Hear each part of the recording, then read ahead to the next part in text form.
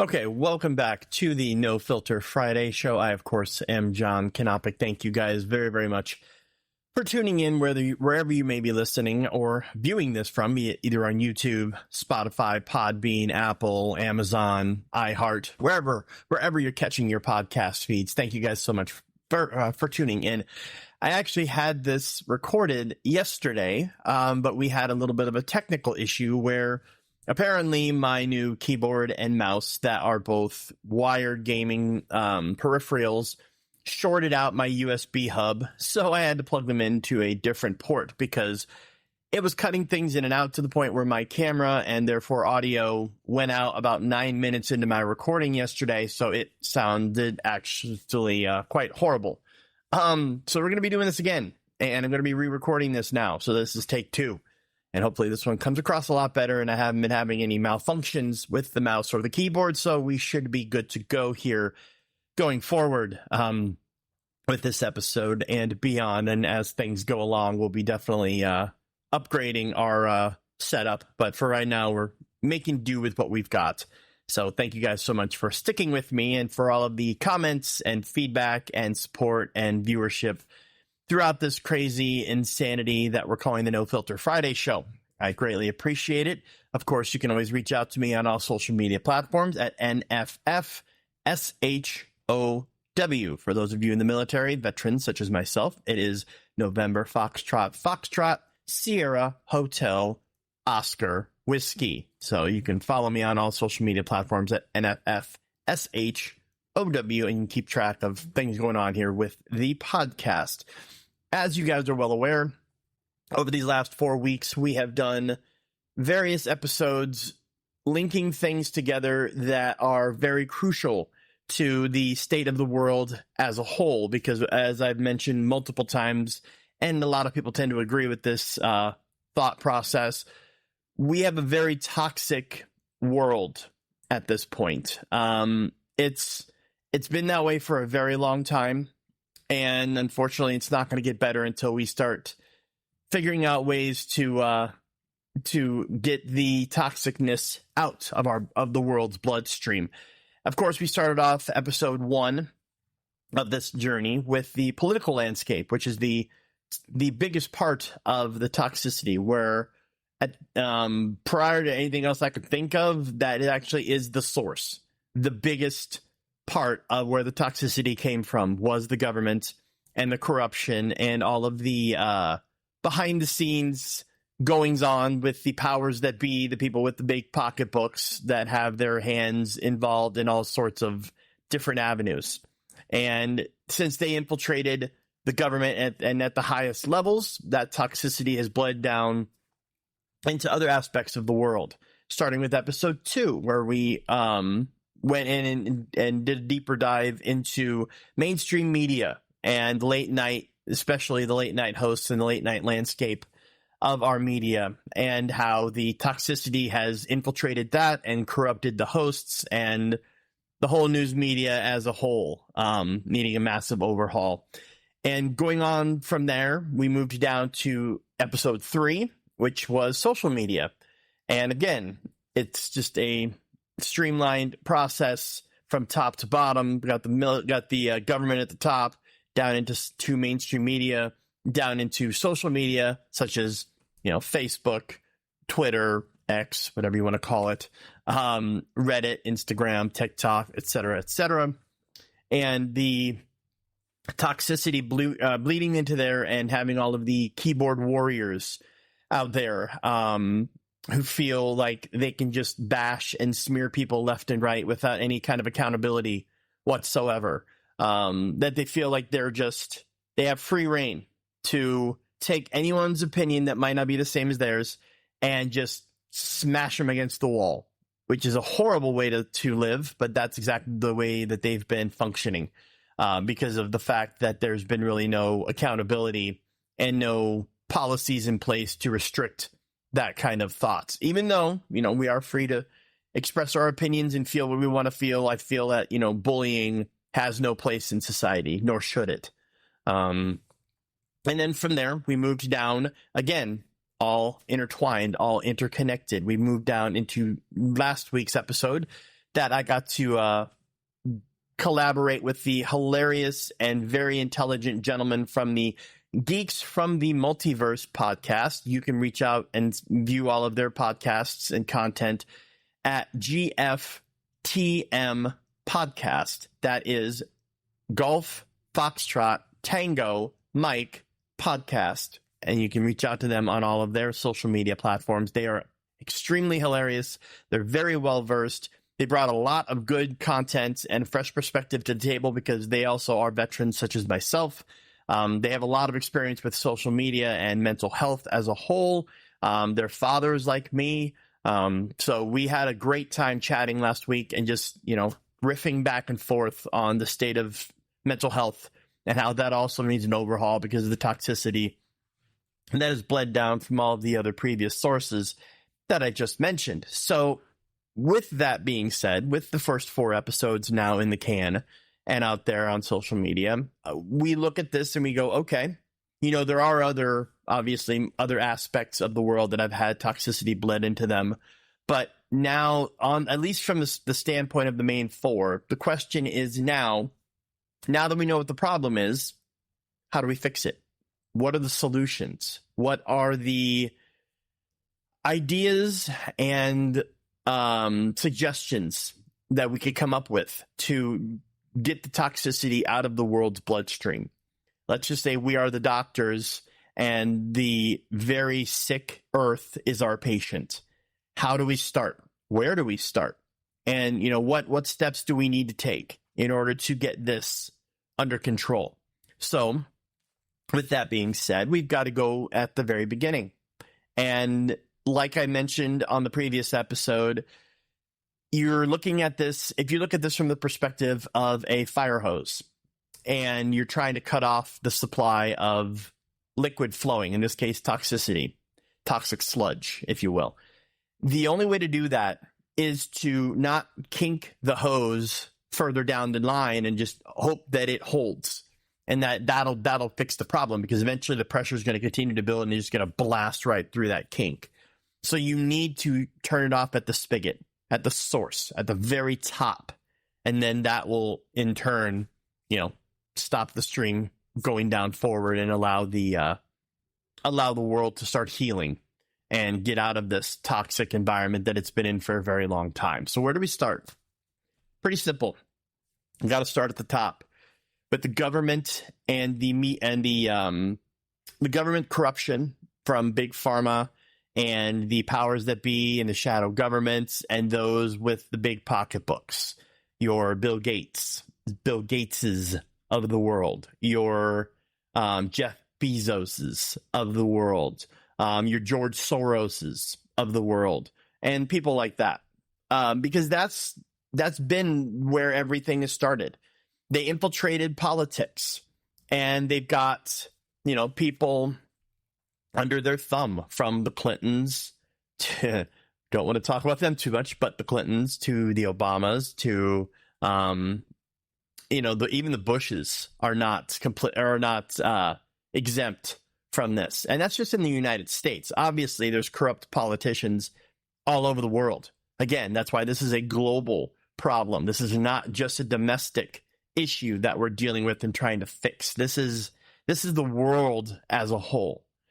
So looking at it from that perspective, how do we fix things? How do we stop this corruption? Well, first things first, you got to get the pocketbooks out of it. The problem is you've got all of these billion-dollar donors and things trying to influence elections and influence politicians who have the ability to run the country and ultimately drive it into the ground as well. So we need to cut them off. You need to get them out of politics. And obviously that's something that is a massive undertaking. It might not ever be possible, but you got to start somewhere. So the first way to do that is to install the term limits and the age limits that we had brought up previously. Because right now you've got no term limits in place for congressmen, for politicians outside of the presidency.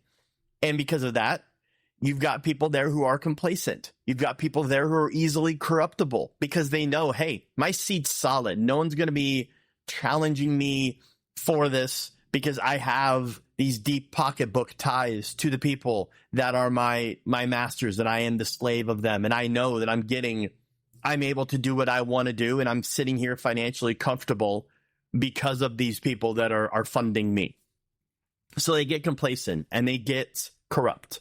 You've got your Nancy Pelosi's, you've got your Chuck Schumer's, you got your Chris Massey's, you've got your AOC's, you've got your Hakeem Jeffries, you've even got your Mitch McConnell's, and it's not to one side of the aisle. There are corruptness on both the Republican side as well as the Democratic side.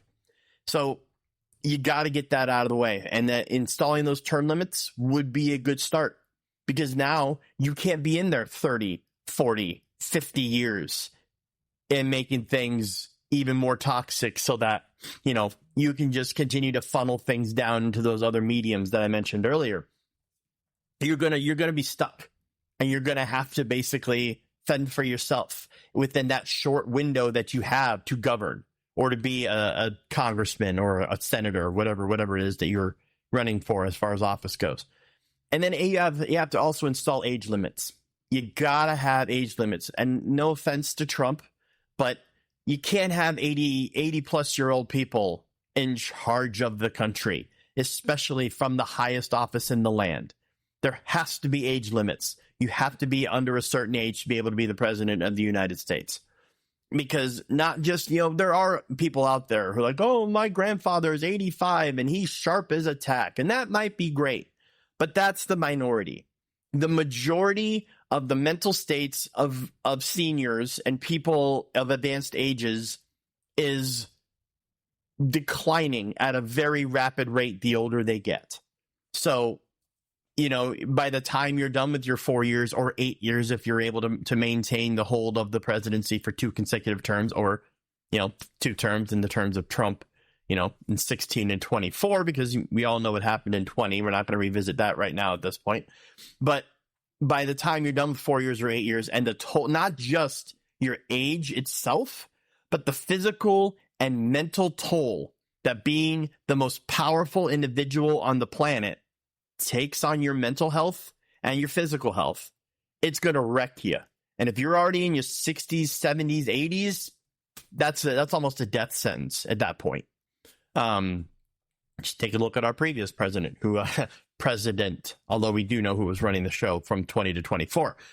But that being said, so we need to have those term limits, and we need to have those age limits in place.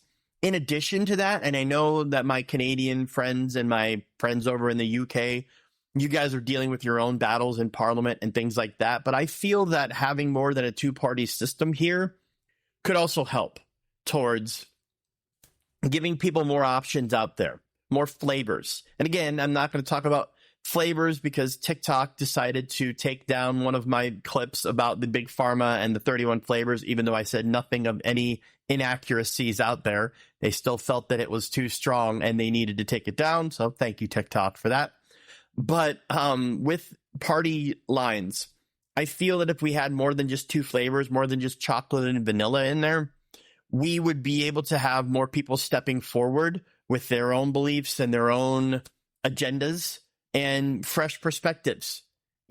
Obviously we've tried to do that before, as recently as, Ralph Nader with the Green Party, Ross Perot with the Independent Party, that guy in Utah who tried to, I might actually take the state of Utah over, Kamala and Trump, but obviously that didn't happen. We had, when we first started the country, we didn't have Republicans and Democrats only.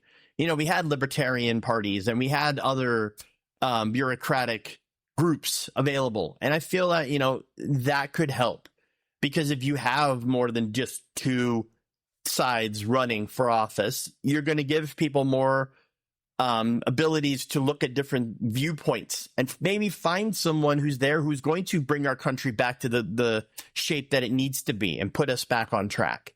So, they shouldn't be afraid to have multiple parties out there. But people right now, their voices, they're afraid that if they try to step up and they try to be outgoing with their beliefs and things, they're going to get squashed like a bug.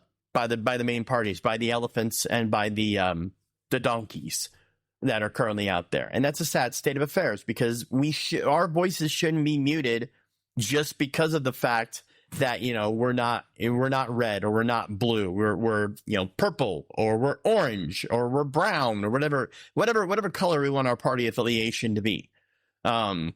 We shouldn't be afraid to let our voices be heard.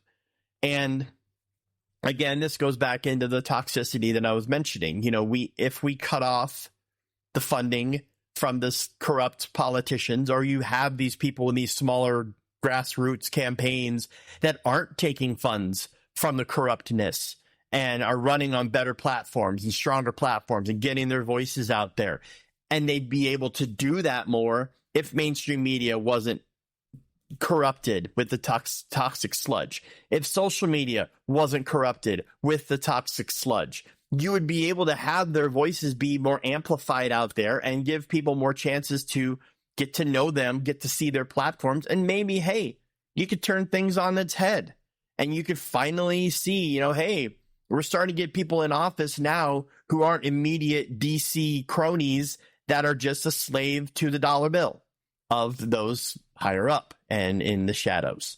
So we look at that, and if you go, okay, and now that if you're able to do that, and you're able to get the toxic sludge cleared out from the top slot there, you can then move down to slot number 2, which is, of course, mainstream media, where all of the amplified voices of the big pocketbook, big pharma, shadow government people are letting their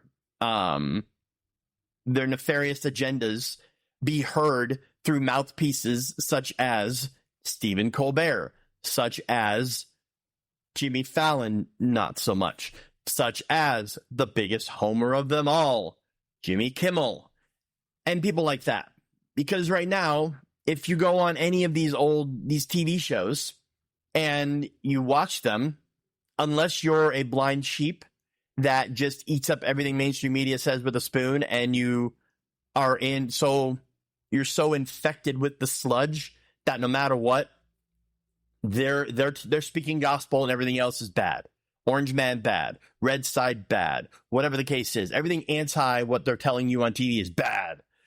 You're not doing yourself a good service by blindly just following along with them and just accepting everything they say is gospel. So what needs to happen from slot 2, the mainstream media aspect, is, first off, you need to get the stations themselves under control, and not the control that they're currently under. Your ABCs, your NBCs, your CBSs, your CNNs, your Fox News, your CNBCs, your MSNBCs. You need to get them back under non-corrupt control. Back to the days of late night comedians just being there to enlighten you and bring on celebrities to play some games and talk about their current projects and send you off to bed on a good, relaxing, happy note. Because you're not getting that right now on CBS. On CBS, you're getting Colbert shilling all of his political garbage that the corruptness is funneling down to him. After Colbert right now, you don't even have any more shows, because Craig Ferguson was on there and he did an incredible job. He was not very political at all. And he focused on what was most important, which was a comedy late night show with celebrities where he was just having fun and not taking things too seriously, because he knew that was what he was there to do. But then you moved over and you brought in, when he left, you brought in Corden. And Corden, unfortunately, was funneled with the same toxic sludge that Colbert has been infected with. And then Corden decided, he actually logically decided, even though if you watch any videos and do any deep dives on Corden from a British perspective, you can see why they were glad he left the UK. And that's why, why people here in the States weren't too keen to him. Except for the blindless people who, again, were fed into him from Colbert. But when Corden decided to actually do the logical thing and say, hey, you know what? And I don't know if this was the true reason, but this is the reason he gave. He decided that he was leaving and ending the Late Late Show because he wanted to spend more time with his family, because his family was growing up and getting older. His kids were getting older, and he wanted to be more present in their lives. And he wanted to go back and do other things with them, to have more time for them. And I totally get that. And I respect that. If that is the true reason why he left and ended the show, I respect that. I respect the hell out of that. But instead of them trying to find another corporate shill that they could implant in there, Colbert decided, hey, let's throw up a game show, and they brought in After Midnight. Although the original At Midnight with Chris Hardwick on Comedy Central did so much better, and again was a comedy game show with comedians doing things off the top of their head. Whereas at After Midnight, because this was a Stephen Colbert production, it unfortunately still had some political undertones to it. And because of that, it failed. And Taylor Tomlinson, she's an incredibly talented comedian. She decided, I was having more fun doing stand-up, and I want to go back to doing that. So I'm no longer going to do the show. And they couldn't find anyone to take the show over. So they ended the show, and now it's late night programming instead. But you've got to be able to get back to the days of traditional comedian, late night television, talking to celebrities, playing some games with them, and leaving the politicalness out of it. Because it's seeped in to CBS with Colbert. It's seeped into NBC with Seth Meyers and Fallon. Not so much, but Fallon does have his moments. And it's absolutely seeped in to ABC with the biggest homer and shill, Jimmy Kimmel, who is a absolute waste. If you want to waste an hour and fall asleep on a bad note, tune into his show. But ABC doesn't care, because they're getting all the money they need, and they could give two flips less about the ratings, which is horrible. But you're a television station. You should always care about ratings, but they don't care. But you need to get back to comedians just doing what they were meant to do in that slot, and sending people off on good notes rather than pushing your political rhetoric down their throats, because that's what your corporate masters are telling you to do. It would make things way easier for people to absorb and take in if they're there listening to what Tom Cruise has going on with his next Mission Impossible movie. Or, you've got Gerard Butler coming on talking about the amazing, incredible How to Train Your Dragon live action remake, which was phenomenal, by the way. I highly recommend you guys check it out with your families. But bring that back, because instead, you've got like all of these shows now that had so much promise, and all these people that had so much promise that are no longer there because of the corruptness of mainstream media. And it's horrible. So if you can get back to that, if you can get the shows under control and get these things back where they used to be in the days, again, as I mentioned previously, of David Letterman, of Jay Leno, of Johnny Carson, of what Nightline was on ABC after your local news was on, things would be a lot better. Nightline was actually Nightline legitimately was a political show that was on after local news. It was giving you the new political and news-related, world-related news goings-ons of the day and of the moment. That's fine. That's perfect. That's exactly what that show is there intended to do. The Tonight Show was never intended to be political. The Late Show was never intended to be political. The Late Late Show, now it's no longer around, was never intended to be political. The Seth Meyers now run Late Show was never intended to be political, but now it is. And the majority of the time, that's what you're going to see, especially with their monologues at the start of their shows. It's all political based. It's all bashing the red side because it's the blue side that's passing down the sludge. Because if you watched from 2020 to 2024, I guarantee you didn't see them bashing Biden and the auto pen people and the true puppet masters. They weren't bashing them because that's who they were funded by and are funded by. So you got to get back into the days of traditional late night medium with the true late night comedians there doing their stuff, because otherwise that's never going to work, and you're never going to be able to get the voices out there of those other political parties that want to get their platforms and their messages heard. And that would be a perfect way for them to do it. On, channels that are specifically there for political means. CNN, obviously, cable news network. It's a news network. Fox News. Even though I don't trust either one of these guys, MSNBC, and CNBC. All of them are political news channels. If you want to get your political crap out there, that's the spot to do it. But the problem is, with the corrupt people, they know that, okay, the viewership of those channels, CNN, especially lately, Fox News, CNBC, MSNBC, and all of them, they're not bringing in as many viewers, as many eyeballs as the mainstream ABC, NBC, CBS channels are. So we have to get our message out into the biggest spot possible. So we're going to infiltrate these people, and then now we've got them under our thumb too, which is horrible, but that's how they're funneling their message. But if you can get that toxicity out of there, if you can get the main channels back to the way things were, and relegate all the political crap to the political channels, that will go a long way towards going towards detoxifying the environment of mainstream media, and getting and be more of a cure-all for that.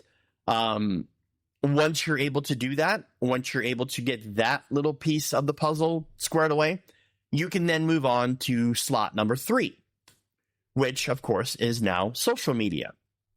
A bigger, or not as big of a thumbprint, not as big of a thumbprint as what mainstream media is. But social media, the days of America Online, the days of the original Facebook, the days of MySpace, where you could just go on, chit chat with your friends at the end of the day, let them know, how your school day was, what plans you have for the weekend, what your thoughts are about, the latest movies coming out and stuff like that, or albums coming out. Those days are gone. And unfortunately, we could bring them back, but it's hard to do because, again, of all this toxic sludge funneling down from the top into mainstream media, now down into social media. And it's infected social media in a grand scale. Twitter used to be, you could have open conversations with people, and you could look at different perspectives and go back and forth. Whereas now, if you try to put your opinion up at all, you're going to get absolutely bashed, and you're going to get absolutely slaughtered by keyboard warriors out there who feel like they just need to smear everybody regardless. Just because you don't agree with someone doesn't give you the right to smear them up against the wall, but that's what they're doing because they feel like, I'm empowered, I can say whatever I want, and I am a keyboard warrior. And it's like, why? What's the point? So you don't agree with them. So what? Does making them feel horrible about themselves, to making them second guess posting things online, and even to some extreme levels, making them second guess whether they should even still be alive? Does that make you feel better? Does that make you feel like a bigger person? I mean, what do you gain? What benefit is there of you just smearing somebody all because of the fact that they don't agree with what you are, or you don't agree with what they're saying? And that's the toxic sludge talking right there. Those people's responses and those people's attacks and the bullying all come from a place of toxic sludge, because these people have been so brainwashed with mainstream media and politics telling you, hey, If this person doesn't agree with you on this topic, bash them. They are persona non grata.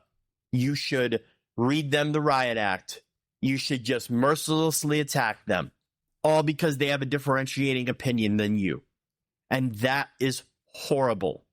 That is a horrible mindset, and it's a horrible way to live. But unfortunately, nowadays, it's become very, it's run rampant throughout all aspects of social media. Facebook, I've noticed, has not, it still has its absolute sludge and bashing and bullying. Case in point, we live in Tennessee. And as I'm sure, even if you don't live in Tennessee, you live in any part of the United States or even anywhere around the world, I'm sure they have this. Facebook has people who've created groups specifically tailored towards certain cities and certain areas of wherever they live. Like, I'm sure if you lived in Montana, you would have some Facebook page saying, I love Helena. Or if you lived in North Dakota, I love Bismarck. Like these little Facebook groups that people have created where people are posting things about what's going on in their particular cities or neighborhoods. And unfortunately, rather than it just being an informative, hey guys, this is going on, or hey guys, I've got this to sell, is there anybody interested? Rather than just it being an informative community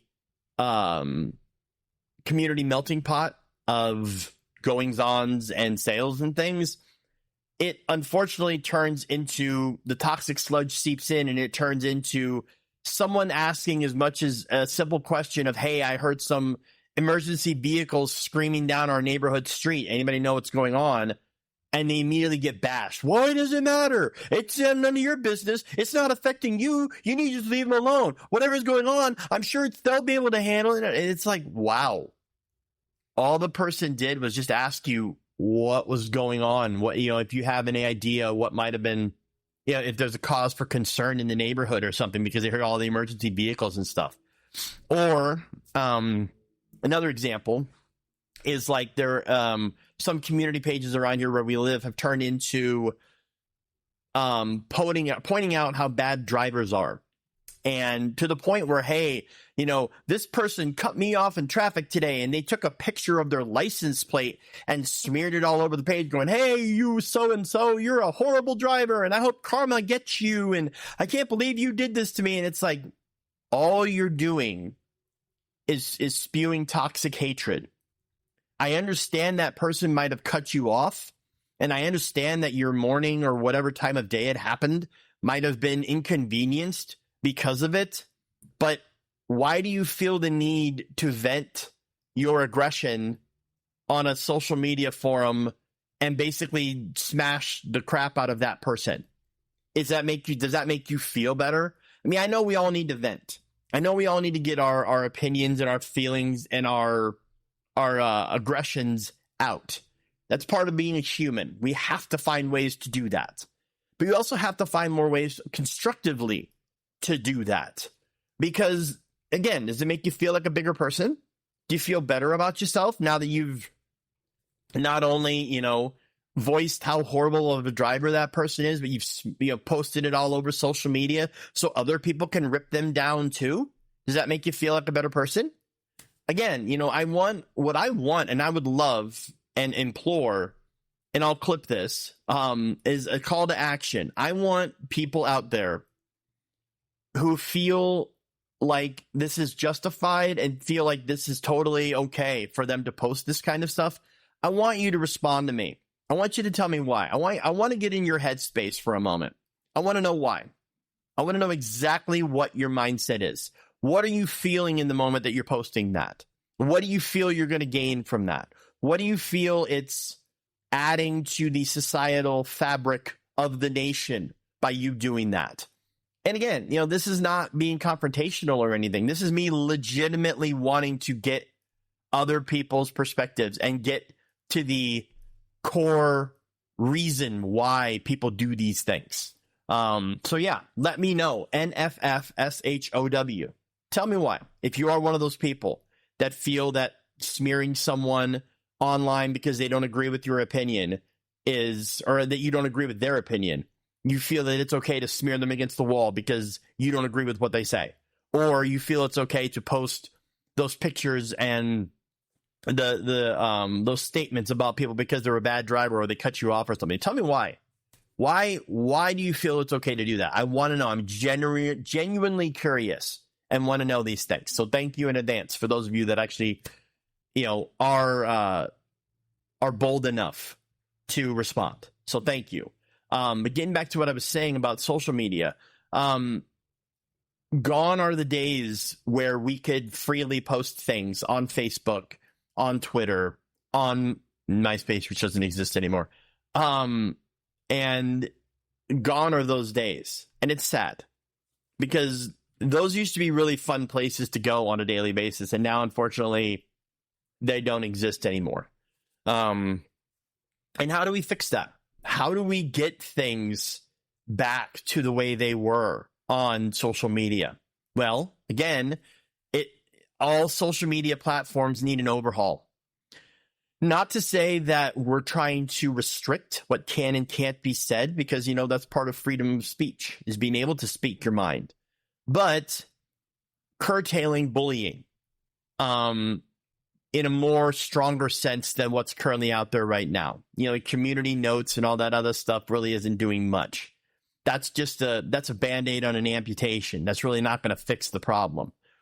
You need to start literally cutting down people's accounts. If you see someone on there who's been constantly posting the same vinegar and vitriol and just flat out being a bully, start banning the accounts.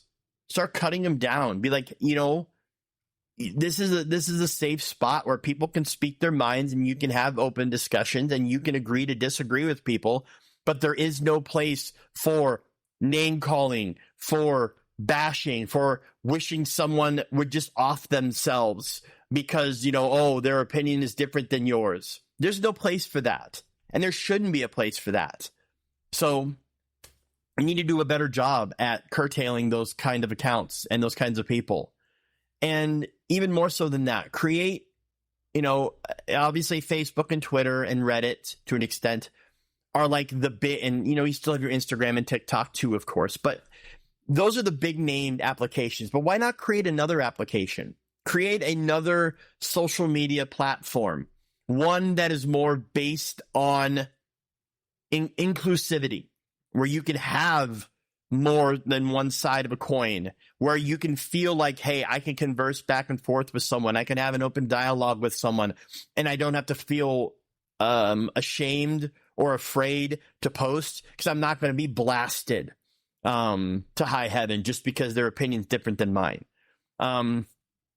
Much the same way of the political landscape. If you give people more options out there, you give people more abilities to let their voices be heard and allow people to speak their minds more freely than they do right now, because people are scared to, or people are so afraid and so taken aback by things that are said to them in response that they feel like they don't have any other recourse out there, which is going to lead me into slot number 4 here in a moment, which, it ties into mental health, because all of this toxic sludge from the top on down does nothing but infect your brain, infect your mental state, infect your judgment, and unfortunately pushes people to levels of their lives where they feel like they have no other recourse than to do something completely drastic, be it either taking their own lives, or in even more horrible cases than that,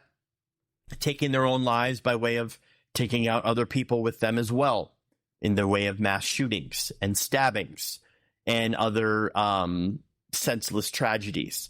So, let's dive into that. Let's dive into the 4th slot, which is social media. I'm sorry, not social media, mental health. We were just on social media. Mental health, which is a massive, massive, massive, massive, massive problem, not just here in the States, but worldwide. And the moment you have a mass shooting, or the moment you have any kind of a terrible tragedy like that, the moment that something like that happens, everybody immediately, or the majority of people, unfortunately, immediately go to gun grabs. Oh, we need to take away the guns. We need to take away all of this stuff. And it's like, guys, no, you don't. I mean, it's obviously gun control is a big issue, and relegating what weapons can be obtained and things like that is a big issue. But again, much like the fire hose reference I mentioned earlier, you got to stop it at the source, and the source is mental health. We've got to get the mental health crisis fixed, not just in our country, but worldwide. Because if you don't, everything else is just going to fall, and nothing will be done, and the world will continue to spiral down deeper and deeper into this void. And it, unfortunately, it stems not only from the fact that we don't have enough like psychiatrists and psychologists and therapists and people like that out there to help people who are clearly screaming out for help, but you also have to look at parental accountability as well. Not just kids, not just teenagers that are doing these shootings and things. Adults, grown adults are doing it too. And this funnels back to parental accountability, because these people are screaming out for help and they're falling on deaf ears. Either because the parents just they don't care enough to listen and see the signs, or the fact that, you've got these people out there that have 5, 6, 7 kids out there, and you shouldn't take on more responsibility than you can physically and mentally handle. And a lot of these people, not to say all of them do it for this reason, but a lot of these people, unfortunately, nowadays have 5, 6, 7 kids. And I mentioned this in the previous episode, because they want to live off the government tit. They want to live off those government checks that they get for having all of those kids and getting all of those food stamp benefits and other things like that.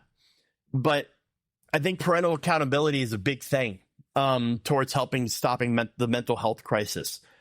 Checking in on your kids, even if the kids aren't screaming out for help, if you start to notice even the smallest signs that things might seem a little bit off, stay in touch with your kids. Follow up with them. They are your responsibility. They are there, and they're expecting you to help guide them through this massive cluster, that we call the world. And if you're not helping them, if you're not checking in with them, if you're not keeping them on the right track, you're doing them a disservice. And you can't look back on it if something was to, unfortunately go massively wrong and the kid takes out of school of his peers. You can't look back at that and go, oh, he was such a good boy or such a good girl. I didn't know, I didn't see the signs, and there was no alarm bells that went off. Bull. I guarantee you there were signs. I guarantee you there were alarms. They fell on deaf ears. And in the same vein, teachers, administrators, they're just as accountable as parents.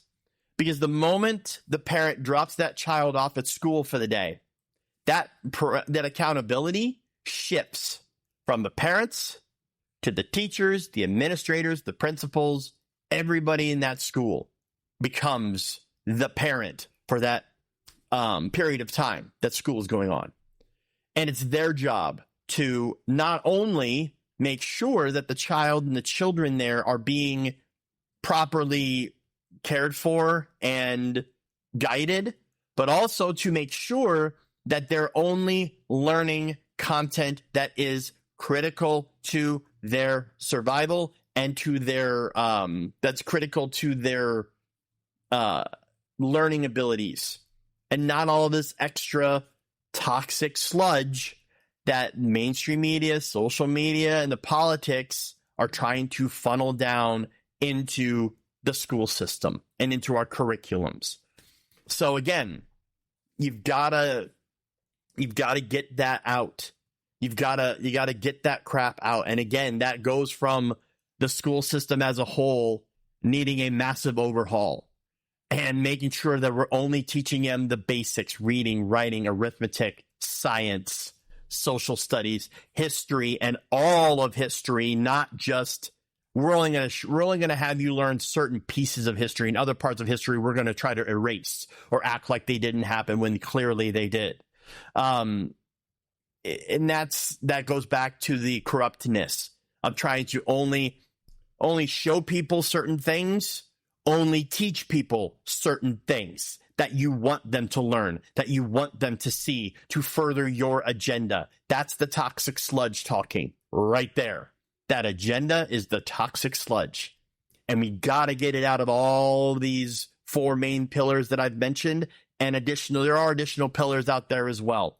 But these are the main 4 that need to have that overhaul done on.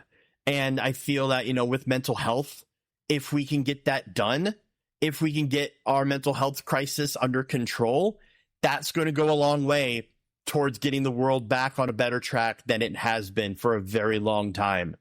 And I, as a father of a young kid who's, getting ready to go to school for the first time here in a couple months, I don't want him being raised in a world where he's going to be exposed to toxic sludge. And I'm going to do everything within my power to make sure, and my wife's obviously going to do it too. We're going to do everything within our power to make sure that he's being guided properly and that he's not being infected by the sludge. We're going to do everything we can to keep that sludge out of his bloodstream because he doesn't need it. And neither does the other child and kids and people that are growing up in this toxic environment that we're in right now. So to me, it's a very long process. It's a massive undertaking. It might not be something that we can accomplish within our lifetimes.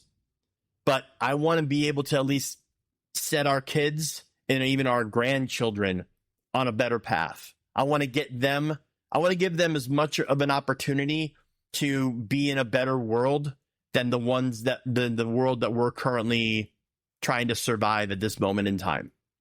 Because getting that sludge out can go all the way up and prevent wars. If that sludge wasn't around, if we were allowed to have differentiating opinions without immediately having to try to kill somebody else just because they don't agree with what we're talking about, you could stop wars if you had that ability to have open discussions without it immediately escalating to a violent end. That sludge, getting that sludge out of the world's bloodstream could fix so many problems on a grand scale. And that's what we need to do as a society. That's what we need to do as a world.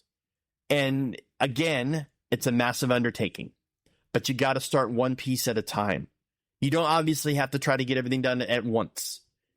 Find a little spot here or there and get the sludge out and then move on to something else and get it rolling like a massive snowball. And you could create an avalanche in no time, especially with the reach of social media being what it is nowadays. The ability to have videos and clips and things going viral, and in a good way, not viral in a bad way with the sludge, but in a good way, is easy. It's pretty easy if you know what you're doing. It's pretty easy if you have a good message. And unfortunately, the things that go viral right now are things that are not of much substance. Like your TikTok dance trends and things like that. You get, I got 3 million views on my 15-second little dance routine I did. Yeah, but what is that doing? I mean, great. I'm glad that you're able to share that with the world. More power to you. But in the grand scheme of things, what is that doing to help fix problems? And obviously, it's not everyone's responsibility to fix the world's problems. But at the same time, it is everyone's responsibility to do whatever they can do to leave this world in better shape when they're done than what it was like when they got here. That should always be the mindset. Leave the environment you're in a better state than it was in when you first got there. Because otherwise, things will never get better. We will never improve, or we will never grow and be able to be the world that we should be and need to be. Because there's reasons why we're on the brink of World War III right now. And a lot of it has to do with people's opinions not jiving with others.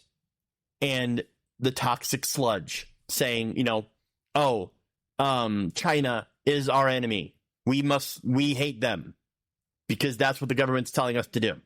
Or Iran is our enemy. We hate them.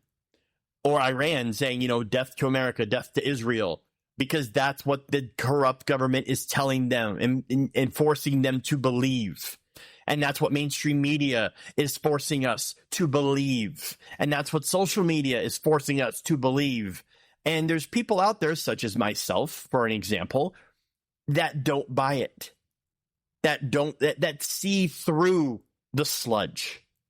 And what needs to happen is there needs to be more people that have that same viewpoint, that are able to see through the sludge, that are able to see through and see things the way they should be seen, and not with these rose-colored, toxic, corrupt glasses that are on there, that are currently being shoved down to people's faces left and right. Because they call it fear-mongering, where mainstream media, politics, social media, they're all telling you, be scared of XYZ, be scared of this. This country is going to do this to you, or North Korea is going to, is going to bomb us because And it's all fear-mongering. That's exactly what it is. They want to keep you dumbed down, scared, and blind and asleep to what's truly going on in the world. And by doing that, they can control you. You're a walking meat sack with a big antenna sticking out the back of your head, and all that sludge is just being pumped into you. Like if you've ever seen the movie The Matrix, when they all sit in their little seats in their little bridge area, and they all go to sleep, and they all go into the Matrix. They all plug themselves in, and then all the stuff gets fed into them, and then that's their world. That's literally what's happening with our world right now. When people say we're living in the Matrix, they're accurate in that aspect. That unfortunately we have antennas in the back of our head, and all that sludge, they're trying to feed that sludge into the back of our heads. Thankfully, it's not working for everybody, but for a lot of people, unfortunately, it is. And the world will never heal. The world will never be free of the toxic sludge as long as people allow it to continue. And we need to find a way, even in the smallest form. It has to start somewhere. We have to start somewhere to get things back on the right track. And this is why I'm setting out another call to action to you guys out there in social media and the universe. I want to know your thoughts. I want to know if you are the doctor and the earth, the very sick, toxic, sludge-induced earth, is your patient. How would you get that sludge out of the bloodstream? How would you get the world back on the right track to being healthy, prosperous, and thriving for all 7 billion plus people that currently call this floating rock home? Tell me what you would do. I want to know. I crave your thoughts, your viewpoints, your feedback.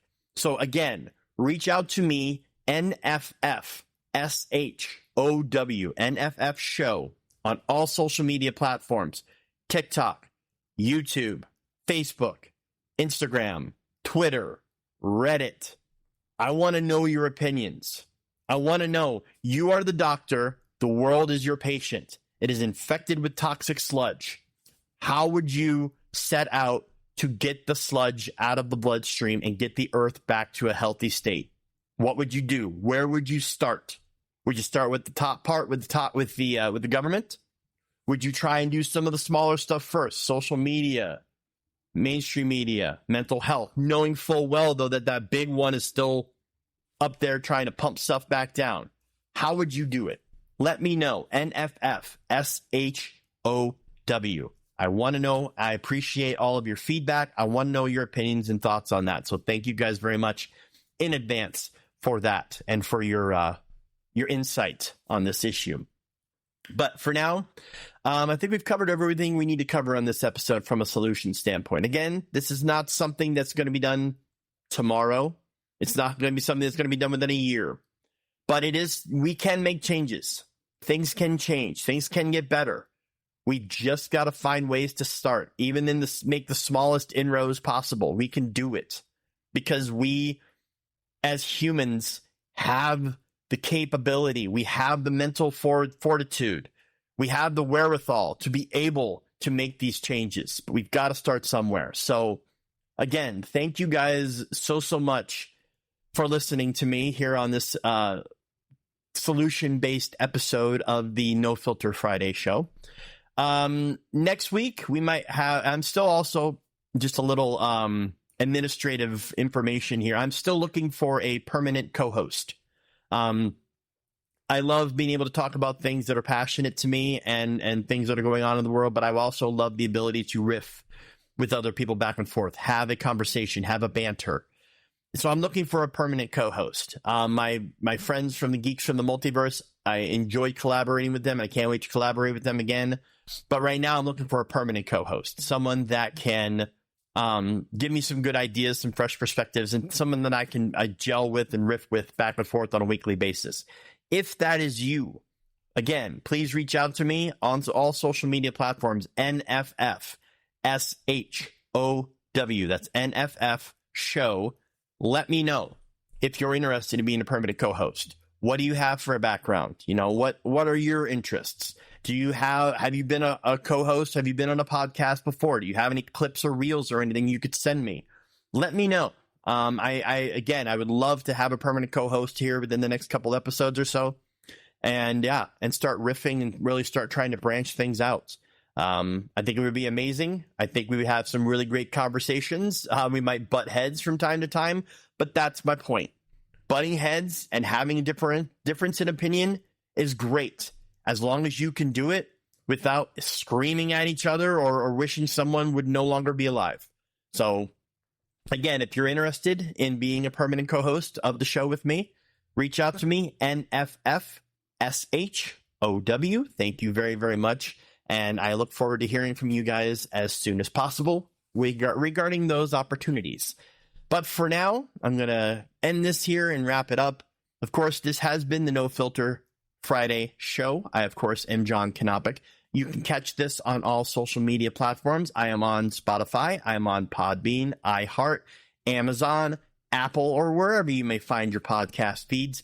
And, of course, this will be simulcast as a video on YouTube as well. We'll be dropping it again on Friday at 5 p.m. Central, and I'll be dropping clips throughout the week as well on all social media platforms. And again, guys, thank you so much for all of your feedback, all of your comments, all of your suggestions. It is greatly appreciated. You help drive this show. You help keep my brain functioning. I crave knowledge. I crave information, and you guys definitely give me that and then some. So thank you guys so much for all of your support, all of your feedback. And I look forward to continuing on this crazy journey with you guys as time goes along.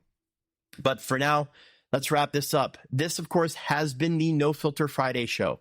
I am John Kanopic.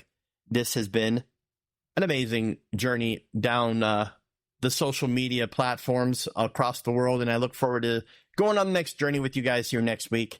And as always, guys, the way I always wrap up every one of my shows, ladies and gentlemen, take my advice. Pull down your pants and slide on the ice. Love you guys. Thank you so much for tuning in. We'll see you guys next week.